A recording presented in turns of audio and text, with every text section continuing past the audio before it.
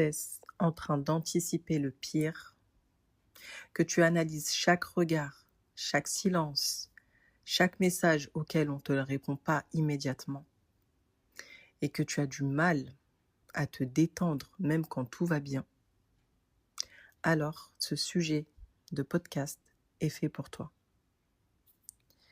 Assalamu alaikum. J'espère que tu vas bien. Installe-toi confortablement.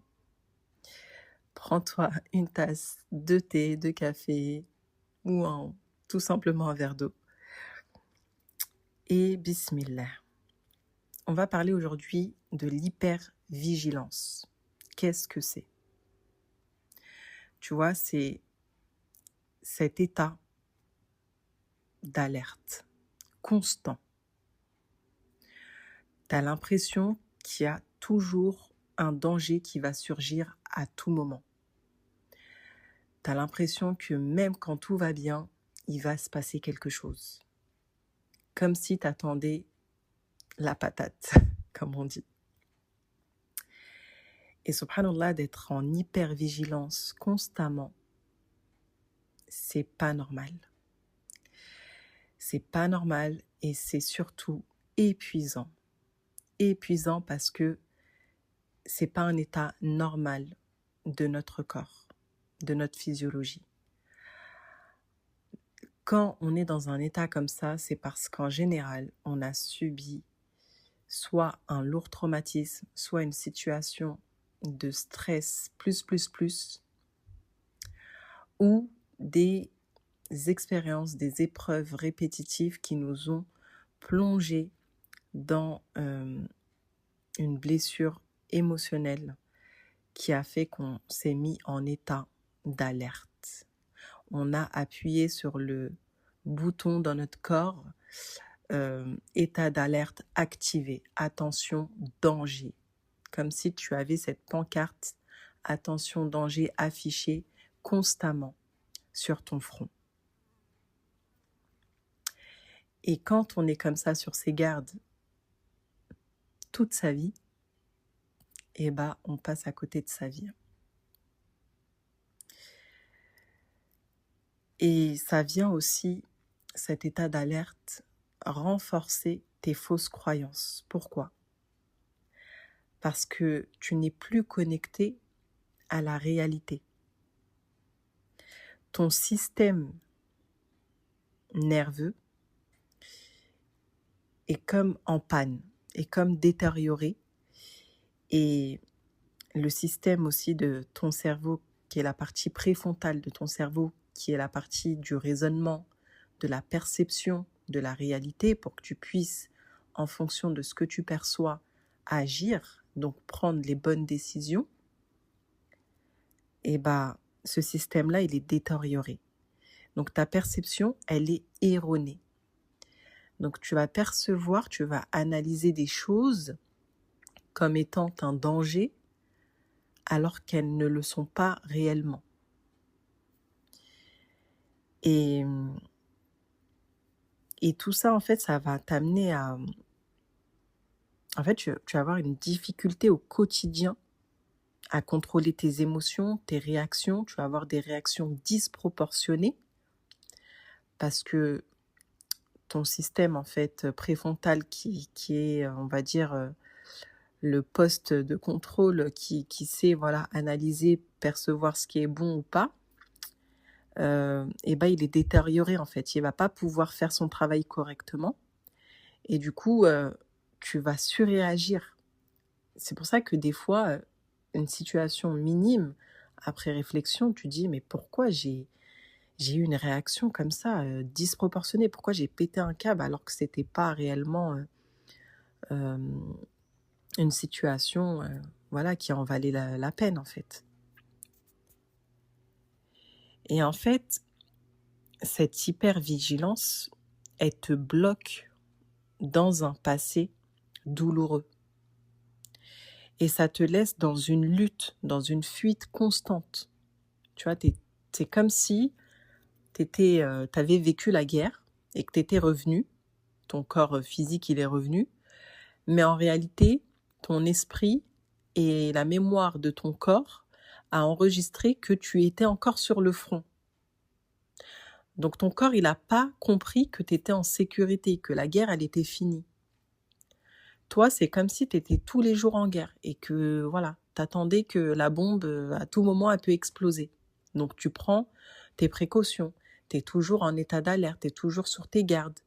T'arrives pas à te détendre, juste un simple te poser simplement, t'arrives pas réellement à prendre ce temps pour toi, pour te reposer. Quand on te dit oui, mais repose-toi, mais en fait, c'est pas un manque de volonté, c'est tout simplement impossible pour toi parce que t'as toujours pas désactivé ce bouton d'état d'alerte dans ton corps.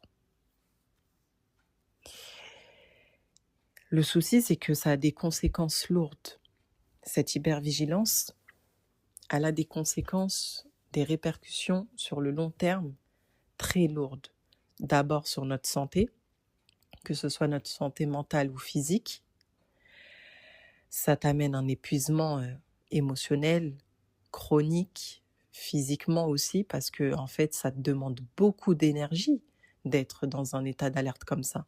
Parce qu'en réalité, cet état d'alerte, Allah nous l'a mis en nous pour nous protéger. Donc il est essentiel, il est important. C'est ce qui nous permet que quand on est dans une situation de danger, qu'on prenne la fuite ou qu'on lutte, c'est-à-dire qu'on décide de se défendre. Donc c'est important d'avoir peur à certaines situations pour qu'on puisse se défendre ou prendre la fuite. Mais quand on est toujours en état d'alerte, c'est épuisant. Physiquement, mentalement, émotionnellement et même psychiquement, parce que ton esprit, en fait, il n'arrive pas en fait à vivre pleinement. Il est bloqué. Et les conséquences au niveau relationnel, elles sont énormes aussi. Parce que chaque personne qui va vouloir rentrer en interaction avec toi, tu vas la percevoir, tu vas l'analyser comme un danger éventuel. Ça veut dire que même quand la personne est bien intentionnée et attentionnée, tu vas toujours te dire, tu vas pas y croire en fait. Ton cerveau va enregistrer qu'il y a une faille, que forcément à tout moment, il y a une bombe qui va éclater. Et donc toi, soit tu vas te bloquer, tu vas te renfermer sur toi-même pour éviter... en fait, c'est des mécanismes de défense que tu vas mettre en place, tu vois. C'est pas... en fait, subhanallah, tu fais pas exprès, réellement. C'est ton corps qui réagit pour te protéger. Parce que lui, comme je te l'ai dit, il a enregistré que tu étais toujours en guerre. Il n'a pas compris que ça y est, c'était fini et que tu étais en sécurité. Et ça, va falloir lui faire comprendre pour désactiver ce mode alerte, ce mode hypervigilance. Et donc, avec les relations, c'est compliqué. Et subhanallah, même dans ta vie du quotidien, que ce soit avec ton mari, tes enfants, ta famille, t'arrives pas à être pleinement toi-même parce que tu as toujours ce truc-là. Subhanallah, tu te détestes même. Tu te dis, mais pourquoi j'y arrive pas? Pourquoi j'arrive pas à recevoir? Pourquoi j'arrive pas à faire confiance? Pourquoi j'arrive pas à lâcher prise? Pourquoi j'ai besoin de me refermer sur moi-même? Et en fait, tout ça, c'est un mécanisme de défense que tu mets en place inconsciemment. Et les conséquences spirituelles, elles sont lourdes aussi. Ça a des conséquences graves parce que, en fait, comme je te l'ai dit déjà, tu as du mal à percevoir la réalité telle qu'elle est. Du coup, tu n'arrives pas à prendre les bonnes décisions, tu n'arrives pas à avancer et à vivre pleinement en fait ta mission d'adoration. Tu passes à côté d'actions qui en réalité était peut-être faite pour toi, était peut-être là pour te révéler, pour t'élever auprès d'Allah subhanahu wa ta'ala. Tu ne peux pas atteindre cette pleine conscience parce que tu ne peux pas vivre pleinement, tu es toujours bloqué dans le passé. Donc comment tu veux vivre dans l'instant présent, profiter du présent, du cadeau de la vie, si toi tu es encore dans le passé? Comment tu vas avoir cette taqwa, cette conscience d'Allah? Comment tu veux méditer, être en khushu', en pleine concentration dans ta salat, si tu n'arrives pas à désactiver cet état d'alerte? C'est très compliqué. Donc toi, tu luttes et tu culpabilises. Tu dis, mais pourquoi j'y arrive pas? Et pourquoi j'arrive pas à faire preuve de tawakkul? Et pourquoi Et donc tu dis, ouais, c'est peut-être un manque de foi. J'arrive pas à placer ma confiance en Allah. Non, en fait, ça n'a rien à voir, ma sœur. Déculpabilise, parce qu'en réalité, ça va être dur ce que je vais te dire, mais en réalité, ton système nerveux, il a besoin de soins, il a besoin de régulation. Et en fait, voilà, tu es malade à ce moment-là, il faut dire les mots. Et en fait, il faut se soigner, parce que quand on est dans un état comme ça, eh ben, on ne peut pas vivre en pleine conscience, vivre réellement en sécurité. On ne peut pas se sentir en sécurité. Et quand on ne se sent pas en sécurité, bah, c'est logique de ne pas pouvoir placer sa confiance en qui que ce soit, et même parfois en Allah subhanahu wa ta'ala. C'est difficile.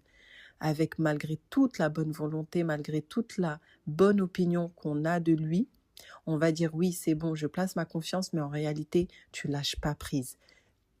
Et c'est pas du tout un manque de foi, c'est ton corps qui agit en fait pour te protéger d'un éventuel danger. Donc ça, il faut le comprendre.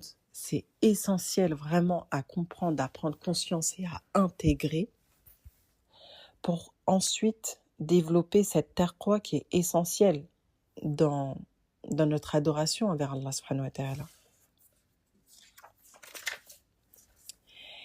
Et comment on fait pour sortir de cette hypervigilance?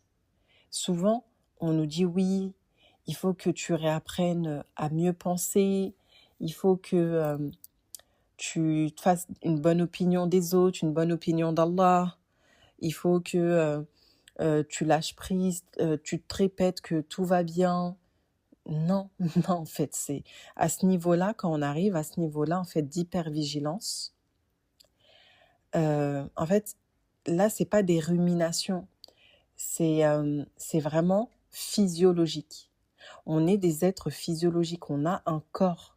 On n'est pas que esprit et comment dire, on n'a pas que cet aspect de aql aussi, que neurologique, ou du qalb. On a aussi ce corps-là qui agit et réagit à travers notre environnement, à travers ce qu'il perçoit de notre environnement, ou de ce qu'il a perçu et ce qu'il a enregistré.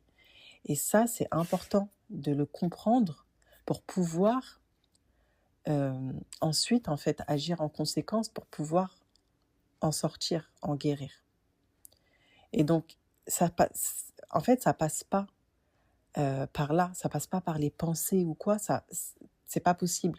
Au contraire, tu vas encore plus te bloquer, te frustrer, parce que tu vas te fatiguer plus qu'autre chose, et tu vas voir que ça ne fonctionne pas en fait, et tu vas pas comprendre, et tu vas dire que c'est les autres, le problème c'est l'extérieur. Moi j'ai fait ce travail, voilà, et en fait ça n'a rien à voir avec tes pensées à ce moment-là. Là, en tout cas, pour ce problème-là, ça n'a rien à voir avec les pensées. Donc là, c'est vraiment une guérison qui passe par le corps et ensuite par le cœur. En réalité, c'est en même temps, parce que les deux sont liés. Donc c'est vraiment une guérison du corps et du cœur. Je vais te citer un passage d'un livre que j'ai lu sur les traumatismes, Le corps n'oublie rien, de Bessel van der Kolk. C'est un livre vraiment passionnant en tout cas. Je vais te lire un petit passage. Quand la sonnette d'alarme du cerveau émotionnel ne cesse de signaler qu'on est en danger, aucune introspection, si grande soit-elle, ne la fera taire.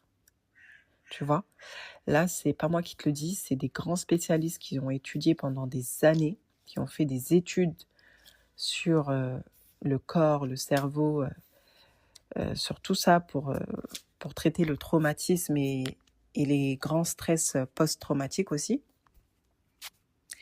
Et ils s'en sont bien rendus compte que par exemple, la thérapie par la psychanalyse, à ce moment-là, en fait, ça pouvait pas désactiver ce mode d'alerte, ce mode d'hypervigilance que souvent les traumatisés ont activé, en fait, ont activé pour se protéger, ont activé, en fait, pour ne plus... pour se protéger, déjà d'un éventuel danger si ça se répète, et aussi ils se sont coupés aussi de leur corps, ils sont restés bloqués, on dit dans le passé, mais en réalité ils ont cette sensation d'être sortis de leur corps parce que eux-mêmes inconsciemment ils ont désactivé des fonctions de leur cerveau pour ne plus ressentir la douleur en fait qu'ils ont reçue auparavant. Et en fait l'introspection ou changer ses pensées, ça va pas avoir d'effet à ce niveau-là. Donc, réactiver le système, c'est vraiment réactiver le système de sensation à travers les sens sensoriels qui va te permettre de te faire, en fait, de ressentir vraiment cette sensation de soi, cette sensation de toi-même, de ton corps et de ressentir ce corps vivant. Parce qu'en général, quand on est aussi dans cette hypervigilance, comme on a du mal à lâcher prise, en fait, on n'est pas connecté à son corps. Et du coup, on a l'impression qu'on n'est pas là. On est là sans être là. Tu vois, tu peux passer des moments de qualité avec ta famille, mais c'est comme si tu étais déconnecté du réel, tu étais déconnecté du moment présent. Et tu as l'impression de ne plus te sentir vivante. Et en fait, à ce moment-là, il faut vraiment que tu puisses réactiver ce système de sensation de soi qui passe par les sens sensoriels.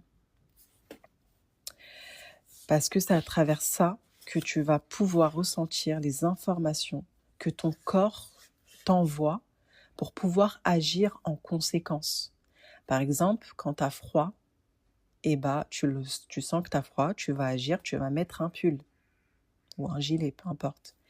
Donc, tu vois, nos sens, c'est un peu cette boussole qui nous guide et qui nous fait surtout sentir vivants. Mais pas que. En fait, il y a... Alors, déjà, je vais juste te citer un autre passage.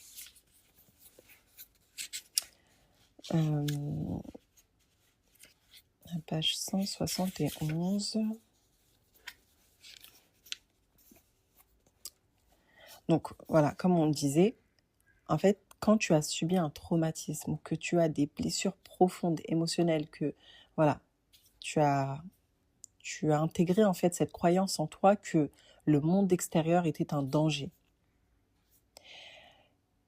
Et en fait, sans cesse, tu vas te sentir aussi en danger dans ton corps. Tu vas, pour tenter de contrôler tes émotions et ne pas ressentir, en fait, ces émotions que tu as pu ressentir dans le passé, qui va raviver, on va dire, cette blessure, peut-être le fait de te sentir humilié, rejeté ou en danger, tout simplement. Tu vas te couper de ton corps et tu vas endormir cette conscience qui te permet de, de capter, de capter ton environnement, de capter bah, les, les émotions aussi des autres.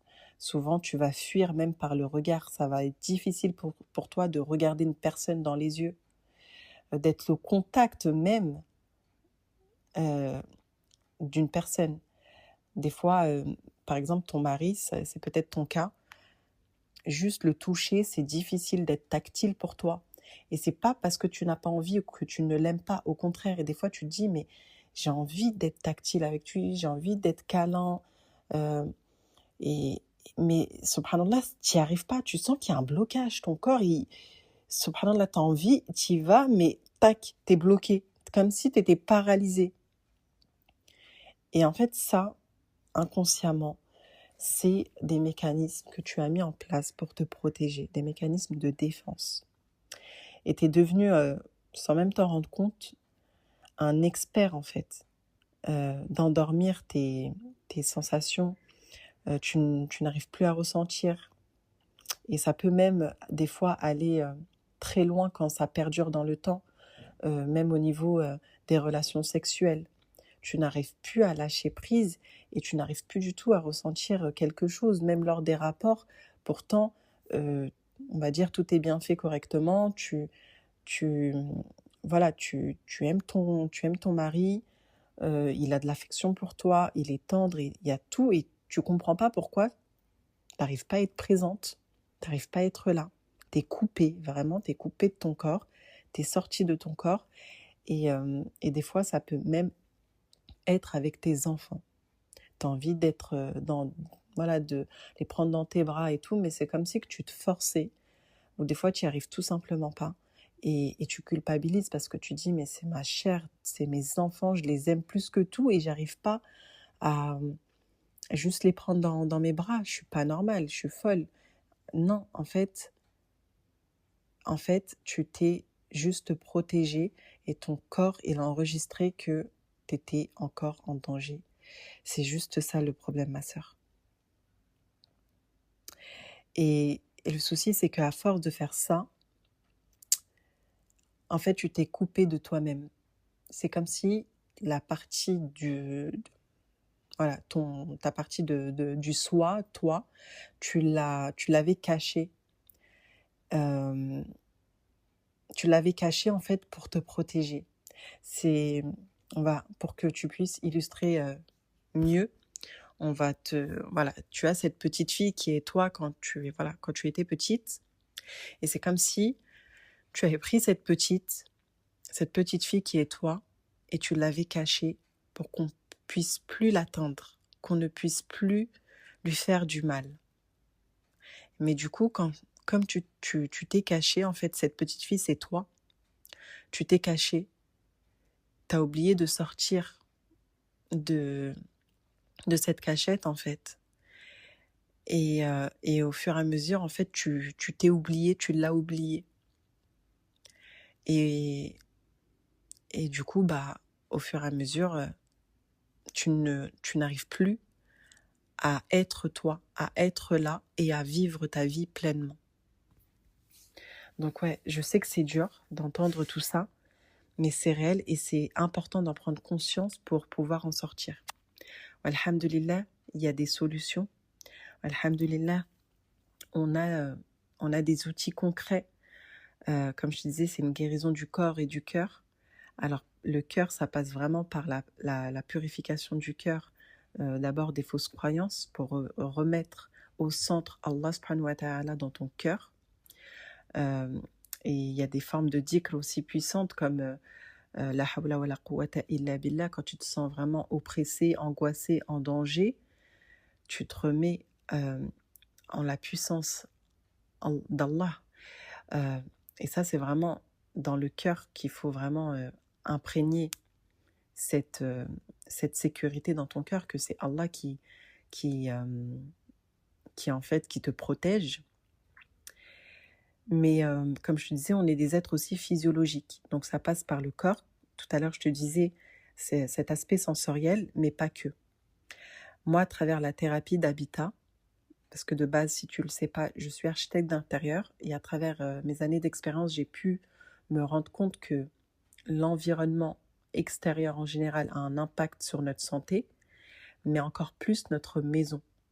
Et j'ai développé une approche unique, sensorielle, émotionnelle et spirituelle de l'aménagement d'intérieur. Et du coup, cette approche-là, en fait, aide ton corps à interagir avec son environnement. Le premier environnement, c'est ta maison. Donc, à travers ton aménagement d'intérieur qui va être pensé à travers tes sens et tes émotions et ta spiritualité. Donc, en fait, ça va développer en fait cette conscience physique. Tu vas réavoir la conscience de ton corps. Tu vas revenir petit à petit vraiment dans ton corps. Tu vas avoir cette conscience que tu es là, que tu n'es plus en dehors de ton corps. Et cette conscience, elle est essentielle à la libération de la peur du passé, tu vois, de cet état d'alerte. Ça va te permettre de revenir ici et maintenant, dans l'instant présent. Et ça, petit à petit, ça va couper cet état d'alerte, ça va réguler ton système nerveux, ça va envoyer l'information que ça y est, le danger est fini, tu es en sécurité dans ton environnement. Parce que le corps, en fait, il perçoit l'environnement dans lequel tu vis au quotidien. Et c'est à travers ça, en fait, ton environnement, ta maison, c'est comme une béquille qui va te servir à ta guérison. On va l'utiliser, en fait, pour ton bien-être. Et du coup, tu vas... je vais te donner un exercice tout simple que je donne à mes patientes.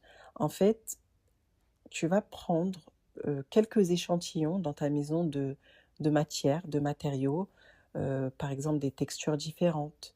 Ça peut être du coton, de la fourrure, quelque chose de satin, de plus doux, de la peau de mouton, du velours. Voilà, essaye d'avoir plusieurs matières comme ça. Peu importe la base, hein, si c'est un pull, un drap, peu importe, il faut juste que ça soit différentes matières.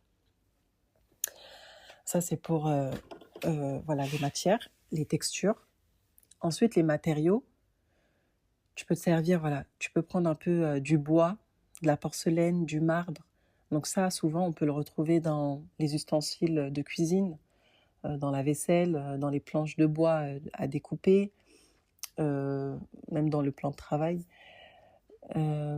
Tu peux aller le chercher aussi tu peux prendre aussi la matière, le matériau, je veux dire, du verre. Tu peux prendre le matériau aussi, comment dire, de l'acier, du plastique. Essaye d'avoir un max de matériaux. En réalité, tous les matières et les matériaux, on les a dans notre intérieur. Il faut juste savoir où aller les chercher. Ensuite, tu peux utiliser aussi tout ce qui est odorat. Si tu as des senteurs, différentes senteurs. Donc, on peut prendre les plus basiques, les fruités, un peu tout ce qui est voilà, fraises, framboises. Après, un peu plus doux, vanille, coco. Et d'autres senteurs, ça peut être la lavande, la menthe. Enfin, vois un peu voilà, les senteurs que tu as. Il faut juste que ce soit au moins 3-4, que ce soit différent. Et ensuite, on a tout ce qui est visuel au niveau des couleurs. Tu vas prendre... alors ça, tu peux imprimer, par exemple, si tu veux, plusieurs couleurs, les couleurs neutres de base, les noirs, blancs, gris, et ensuite les couleurs rouge, bleu, jaune, vert. Voilà, les basiques, pas les nuanciers, hein, les basiques. Et donc là, tu as tous tes échantillons et il faut que tu t'installes à même le sol. Et matériaux, matière et couleurs après expérience. Tu fais pas toutes les expériences en même temps. Expérience sensorielle, par exemple, du toucher. Ensuite, le lendemain ou après, quelques heures après, tu peux faire l'expérience de l'odorat ou du visuel, peu importe. Et tu vas en fait vraiment essayer de faire le vide dans ta tête. Déjà, commence cet exercice avec un retour à soi, un retour au souffle. Tu vas juste essayer de respirer, de te concentrer sur ta respiration. Poser tes mains sur ton ventre, assise par terre, et respirer normalement comme tu respires. Et petit à petit, plus ta respiration on va dire, se régule, j'en perds mes mots, se maintient, on va dire, plus elle se calme, plus tu es bien, on va dire, présente, en tout cas dans cet instant, avec ta respiration, en retour à ce souffle divin. Et là, tu commences avec l'expérience toujours en disant Bismillah. Tu demandes à Allah aussi qu'il fasse descendre cette conscience, ce nour dans ton cœur, en toi, devant toi, derrière toi, à tes côtés, au-dessus de toi et en dessous de toi. Tu dis Allah, fais descendre ton nour, ta lumière de conscience en moi et à l'intérieur de moi et à l'extérieur de moi. Et tu commences l'expérience. Bismillah. Et tu commences par toucher par exemple les textures, une après une. Et tu te concentres, par exemple, si tu as la texture du velours, tu la touches avec tes mains. Tu peux aussi la caresser sur ton avant-bras, parce que c'est très sensible, l'avant-bras. Et tu peux aussi la mettre sur ton cou. Et ensuite, tu fermes les yeux. Quand tu fais ça, tu fermes les yeux. Et tu essayes de penser à rien et de voir s'il y a des images, des souvenirs qui te reviennent en fonction de ce toucher-là. S'il n'y a rien, c'est OK. Mais tu vas prendre un stylo, un papier, et tu vas écrire au moins ce que tu as ressenti.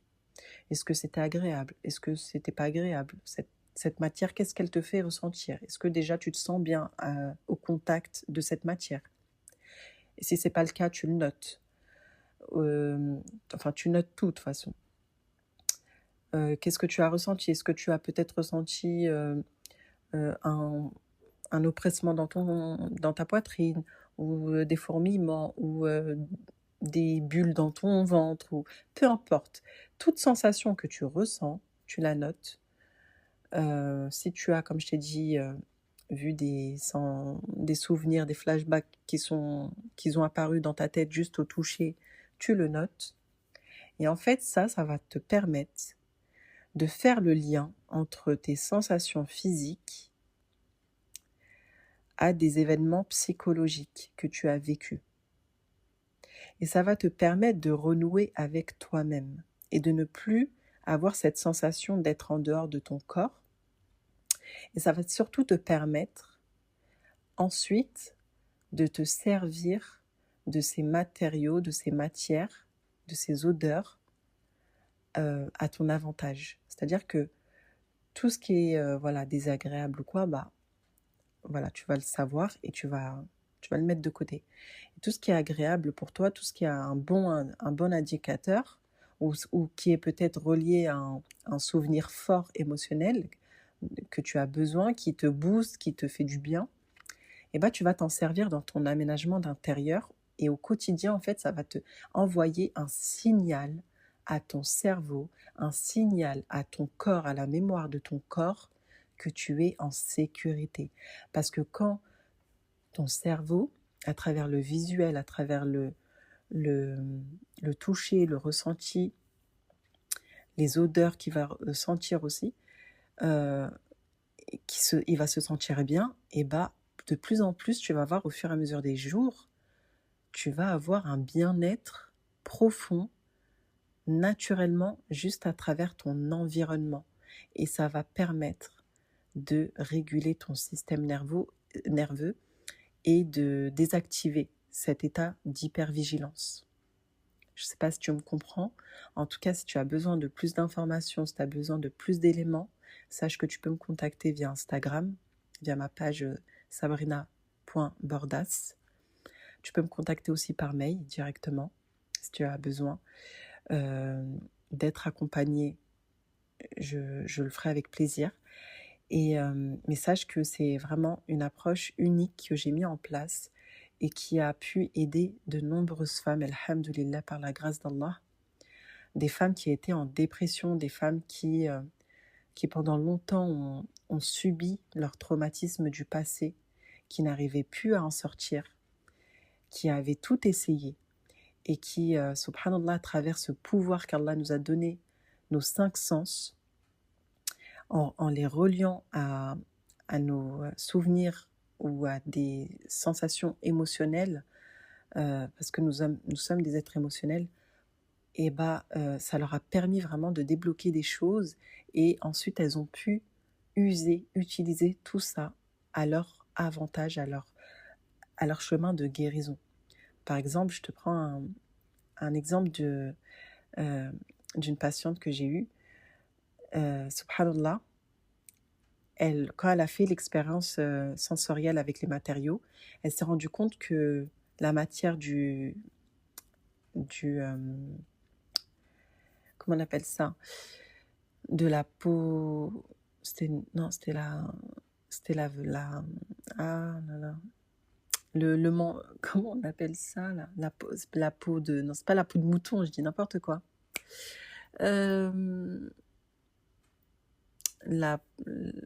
La fourrure, voilà. La matière de la fourrure lui procurait un bien-être profond, que quand elle touchait, quand elle était au contact en tout cas de cette fourrure, elle se sentait tout de suite en sécurité, elle se sentait réconfortée. Et quand on a travaillé là-dessus, parce qu'au début elle n'a pas su faire le lien, parce que des fois c'est difficile, c'est pour ça que quand on se fait accompagner, moi je vous aide en fait vraiment à aller dans la bonne piste en vous posant des questions clés, et ça vous mène sur la bonne piste. Et ça va débloquer vraiment, ça va faire vraiment le lien. Et c'était fou, le lien qu'on avait pu faire. Pourquoi en fait cette matière-là précisément? Et en fait c'était le manteau de fourrure de sa grande sœur qui en fait était en conflit avec son papa. Du coup elle n'avait pas le droit de venir à la maison, et quand elle venait un peu en cachette et que elle pouvait voir sa grande sœur, elle l'aimait d'un amour, voilà. Pour elle, c'était tout, sa grande sœur. Elle était petite encore à ce moment-là. C'était qu'une petite fille. Et du coup, comme sa sœur, elle avait ce manteau de fourrure à chaque fois qu'elle venait lui rendre visite, quand elle la prenait dans ses bras, elle la réconfortait, elle se sentait forte, en sécurité à ses côtés. Et cette matière-là, c'est ça ça a révélé en elle, la sécurité. Du coup, on en a usé dans son aménagement d'intérieur. On a mis un tapis de fourrure en descente de lit. C'est-à-dire que chaque matin, dès qu'elle posait les pieds en descente de lit, elle posait les pieds sur son tapis fourrure directement. Ça envoyait le signal à son cerveau, à son corps, à sa mémoire enregistrée dans son corps, qu'elle était en sécurité. Vous voyez la puissance de l'environnement et la puissance des sens sensoriels, et comment on peut l'utiliser en thérapie de l'habitat. Voilà, ce sera tout pour moi. Cet épisode, je ne veux pas qu'il soit plus long que ça. En tout cas, barakallahu fik pour ton écoute, pour ton soutien, pour ta fidélité. Et j'espère surtout que ça a pu t'aider, et ça peut, que ça pourra en tout cas te servir, Inch'Allah. N'hésite pas à partager aussi autour de toi, à des femmes qui en ont besoin. N'hésite pas à liker, à commenter. C'est important pour le référencement du podcast. Barakallahu fik. Qu'Allah te préserve, t'illumine de son nour. Et je te dis à très vite. Prends soin de toi. Assalamu alaikum.